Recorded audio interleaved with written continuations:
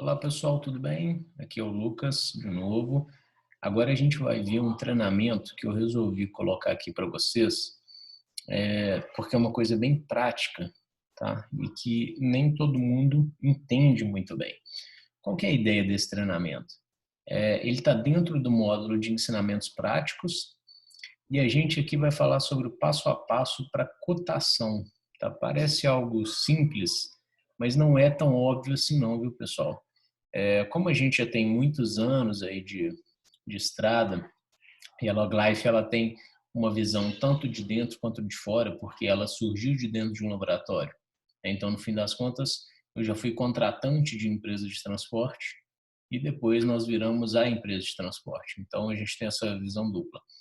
E a gente já viu, já participou de muito processo de cotação, muito bid, muito pedido de cotação, e durante todo esse percurso aí, nós começamos a perceber que muitas vezes o cliente pode até pagar mais caro porque ele não soube pedir direito a cotação e o que ele queria.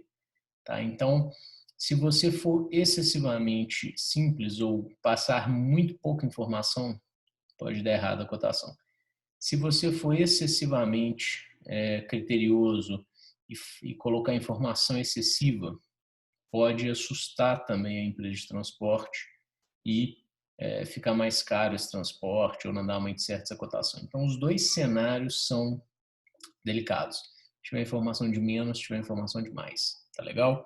Então, é importante a gente ter um processo de cotação muito bem desenhado, simples, tá?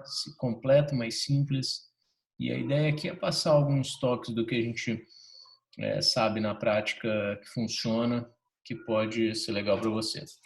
Então, primeiramente, nós temos os dois tipos de cotação, né? Obviamente, existem subtipos, mas simplificando aqui, aglomerando a informação, seriam dois macrotipos, né? O primeiro é o transporte express. O que seria o transporte express? Pegar em uma cotação em que eu estou pedindo para o transporte seria Brasília, São Paulo, por exemplo. Então é um transporte intermunicipal, tá? Muitas vezes, né, geralmente até interestadual. Então, é um transporte express. Transporte business, tá? Esse business é uma nomenclatura da Loglife, mas é um transporte em que a gente está falando de terceirização de mão de obra. Então, nesse transporte, eu preciso, por exemplo, eu tenho um laboratório em Belo Horizonte, eu preciso de quatro motofretistas para fazer a rota para mim, porque eu não quero ter time próprio, enfim, eu quero terceirizar. Então, no Express seria pegar uma carga, levar do ponto A ao ponto B, no Business seria uma terceirização de mão de obra. O tipo de cotação é diferente, viu, pessoal? Não são as mesmas informações. Começando pelo business, pelo transporte business, aqui geralmente o erro acontece, dois erros acontecem muito. Um é aquilo que eu falei de fazer um processo complexo demais, excessivamente complexo, sem necessidade. Dois é que pode, se não ficar claro também, então ele não deve ser complexo, ele deve ser simples, mas ele deve ser objetivo e ter tudo que é importante. Porque se não tiver sido bem alinhado também, isso pode gerar dor de cabeça depois para o cliente. Então, às vezes o laboratório cotou, precisa de uma, sei lá, de uma franquia de 3.000 quilômetros por mês, ele não deixou acordado com a transportadora qual que seria a franquia, na cabeça dele ele está claro que são 3.000, ou então na cabeça dele ele nem pensou em franquia, e aí na transportadora, quando às vezes fechou o mês, a transportadora viu que está andando 4.000 quilômetros e vai mandar uma fatura com quilômetro extra, quilômetro adicional, né, gerando um custo desnecessário aí que não foi combinado. Então, isso é bom ficar muito claro, tá? O que é básico que o laboratório deve informar numa tomada de preço para o tipo de cotação de terceirização? O mínimo. Cidade. Por que cidade é importante? Porque as convenções coletivas, né, as CCTs dos sindicatos da transportadora variam. Então, existe a transportadora vai pagar um piso salarial X em Brasília e outro no Rio de Janeiro, outro em São Paulo, etc. Então, a cidade ela é importante porque o conjunto ali de benefícios, de faixa salarial, etc., vai variar, tá? Veículo, isso aqui é extremamente importante, obviamente, então se é moto, se é carro, tá? Dentro de carro a gente pode ter uma subdivisão aí de carros de passeio ou sedãs, se você estiver querendo, por exemplo, uma cotação para transporte de coleta domiciliar, que precisa levar enfermeiro, alguma coisa desse tipo.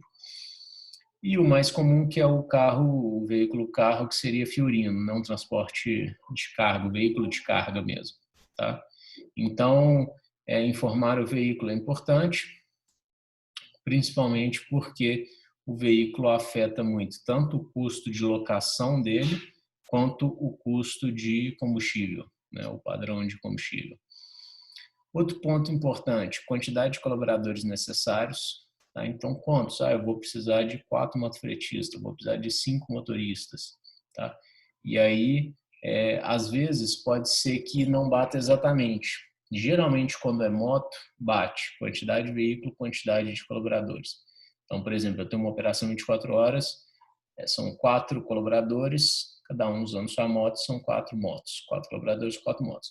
Quando é carro, pode ser que seja diferente, tá? Porque pode ser que, eu falei, eu preciso de um carro, um veículo, uma Fiorino, mas eu preciso de 4 colaboradores porque tem que rodar 24 horas. Então, o mesmo veículo, mais 4 colaboradores. Legal, mas isso aí, com essas informações aqui, a transportadora consegue trabalhar bem. Qual que é a franquia mensal de quilometragem, tá? Na Loglife a gente não gosta muito dessa coisa de ficar medindo assim, a franquia 3.000 quilômetros, deu 3.050, sabe? Essa coisinha, porque ela é meio chata para você conseguir conferir. Você, que eu digo, o laboratório, o tomador de serviço. Mas é importante, é um dado importante que seja pactuado, até para que se avalie se precisava repactuar as coisas. Então, às vezes, o planejamento foi feito para 3.000 quilômetros mês. Está dando 5.000 quilômetros mês, precisa ser repactuado esse contrato, né? Então, a franquia, eu preciso, então, que a franquia seja 3.000 quilômetros mensais. E a jornada de trabalho? Então, eu preciso de uma pessoa de segunda a sexta de 9 às 18 e sábado de 9 às 13, por exemplo. Tá? Então, recapitulando, cidade, veículo, quantidade de colaboradores necessários, franquia mensal e jornada. Exemplo, eu preciso de uma operação em Brasília, de moto, com 4 colaboradores. Cada colaborador vai rodar em média 2.000 quilômetros por mês e a jornada vai ser 12 por 36. Tá? Então vai ser uma operação 24 horas com 4 pessoas revezando. O que você tem que receber? Porque é tão importante quanto você informar certo é você receber certo o que você precisa para fazer um bom pacto comercial. Então, o que é o mínimo que a transportadora deve te devolver? Qual vai ser o valor por colaborador? Qual vai ser a franquia de KM daquele orçamento? Qual é o tipo de veículo do orçamento? Qual é o preço do quilômetro adicional se passar a franquia? Qual que é a franquia de horas? Qual que é o preço da hora extra e hora de feriados? Tá? Esse ponto aqui é importante, pessoal. Obviamente, quando você está falando de operação 24 horas, 12 por 36, não para em feriados, nem nada, e também não vai gerar hora extra, porque um vai cobrir o outro, plantão do outro. Agora, quando a gente fala de operações que são jornadas de 44 horas, 30 horas, etc., é muito importante deixar pactuado o valor da hora de feriado, tá? Porque muitas vezes na área da saúde você precisa, né, atuar aí no feriado e é importante que já fique pactuado, tá? Dia que for feriado, eu preciso operar, qual vai ser o valor adicional. Então aqui tem um exemplozinho básico, né, um exemplo simples de, por exemplo, uma cotação foi feita, o valor por colaborador ficou R$ 4.500, a franquia ficou de 3.000 quilômetros por mês, o veículo cotado foi moto, O preço do quilômetro adicional ficou 71 centavos, então se passar dos 3.000 quilômetros, vai ser cobrado 71 centavos por quilômetro adicional. Franquia de horas, 44 horas semanais, de segunda a sábado. E o preço da hora extra e feriados, R$ 45 a hora. Então, tudo claro. Bom, vamos para o segundo modelo, Express, tá? Aquela logística que a gente pega cidade A, leva para a cidade B. O que você tem que informar, pessoal? E aí aqui, eu acredito que o que mais acontece, geralmente, é de passarem pouca informação ou não verificarem tudo que precisa ser alinhado antes, para não ter surpresa, tá? O transporte intermunicipal, pessoal, ele é muito sensível a peso, tá? Enquanto o transporte local, o business, o anterior que a gente falou, ele é muito sensível à distância e jornada, esse aqui ele é muito sensível a peso, né? Porque geralmente o transporte biológico é um transporte aéreo, né? E no transporte aéreo, a sensibilidade de custo de acordo com o peso é muito grande. Qualquer camada adicional de peso varia o preço. Então, às vezes, se eu faço uma cotação não muito bem dimensionada, pedindo uma franquia de peso muito acima do que eu de fato preciso, eu vou fechar e vou pagar por uma franquia mais alta do que o necessário. Então, voltando aqui, o que eu preciso informar? O básico do básico. Cidade de origem, de onde está vindo, cidade de destino, qual que é o destinatário do material, peso estimado da carga, dimensões estimadas, né, largura, altura, profundidade, tipo de refrigeração necessária e quantidade. Por exemplo, vai ser material refrigerado e eu preciso de 4 gelox. Em tese, aqui você já fez uma validação de transporte, né? Se você não tiver feito, você precisa informar a transportadora que você não tem isso definido ainda. Mas, em geral, né, o correto seria você já ter feito a validação, então você já vai falar aqui, ó, preciso de o material é refrigerado, eu preciso de 4 gelox e eu preciso de caixa de 7 litros, por exemplo, tá? De uma caixa. O que você tem que receber, pessoal?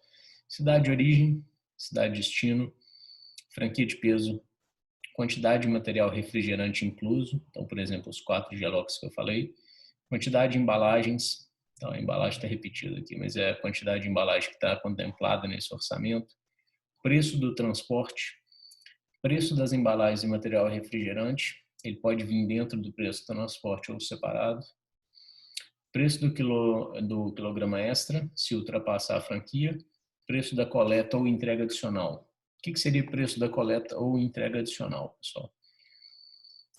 O correto é que você tenha um preço para a primeira coleta, primeiro transporte e um preço para coleta ou entrega adicional. Qual que é a lógica disso?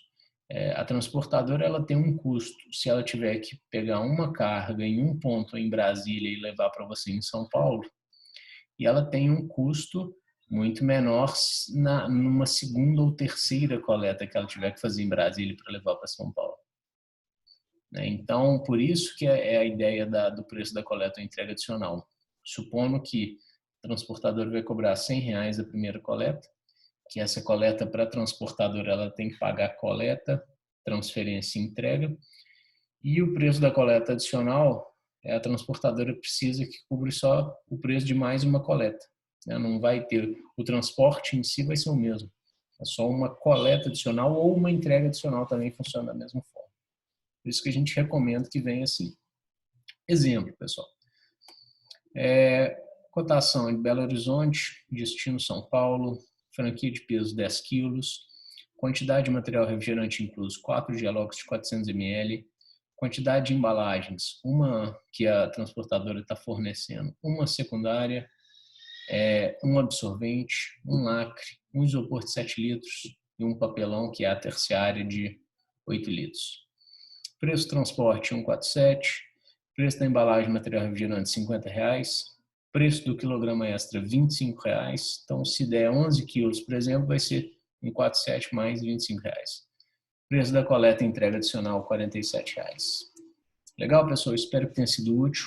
Muita atenção, então, nas cotações. Obrigado e até a próxima, pessoal.